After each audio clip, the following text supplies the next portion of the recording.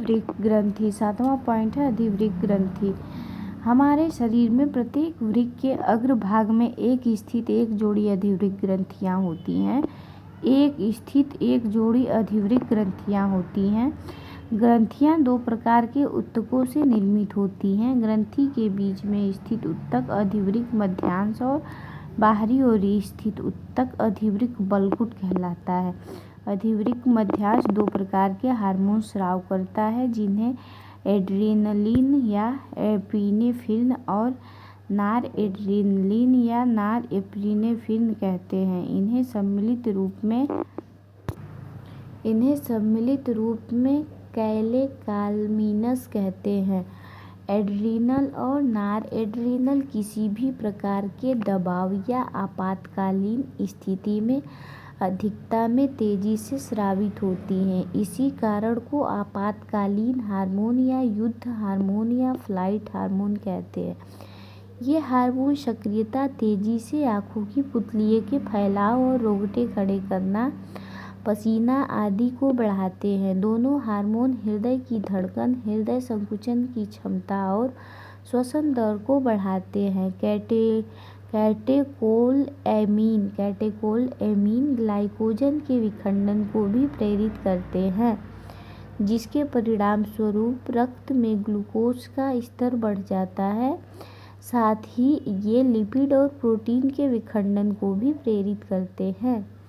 अधिवृक्क बलकुट को 3 परतों में विभाजित किया गया: ज़ोना रेटिक्युलेरिस आंतरिक परत, ज़ोना फेसिक्युलेटा मध्य परत और ज़ोना ग्लोमेरुलोसा बाहरी परत।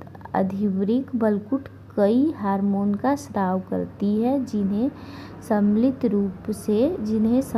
रूप से कॉर्टिकोस्टेरॉइडल हार्मोन या कॉर्टिकाइड कहते हैं, जो कॉर्टिकोस्टेरॉइडल कार्बोहाइड्रेट के उपापचय में संलग्न होते हैं ग्लूकोकार्टिकाइड कहलाते हैं। हमारे शरीर में कार्टिसाल मुख्य ग्लूकोकार्टिकाइड है। जल और विद्युत अपघट्यों का संतुलन करने वाले कार्टिकास्टेरॉइड मिनरलोकार्टिकाइड्स कहलाते हैं। हमारे शरीर में एल्डोस्टेरॉन मुख्यतः मिनरलोकार्टिकाइड है।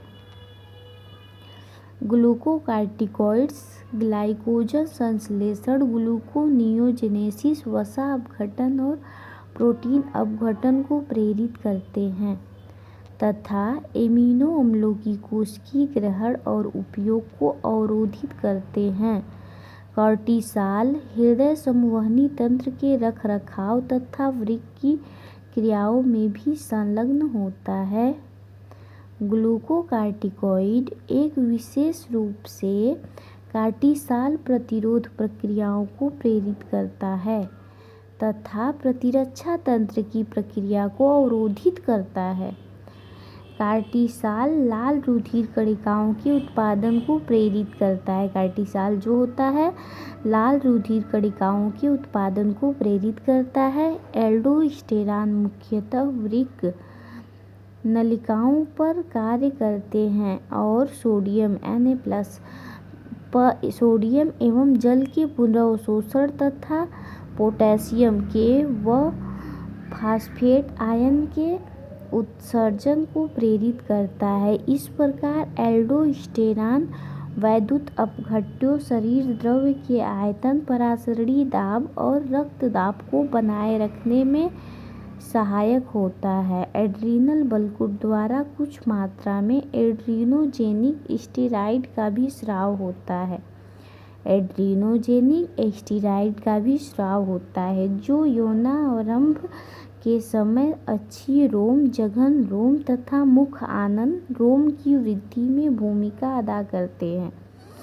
एड्रीनल बलकुट द्वारा हार्मोन के अल्प स्राव के कारण कार्बोहाइड्रेट उपापचय पर विपरीत प्रभाव पड़ता है, जिसके कारण अत्यंत दुर्बलता एवं थकावट का अनुभव होता है तथा एडिशन रोग हो जाता है।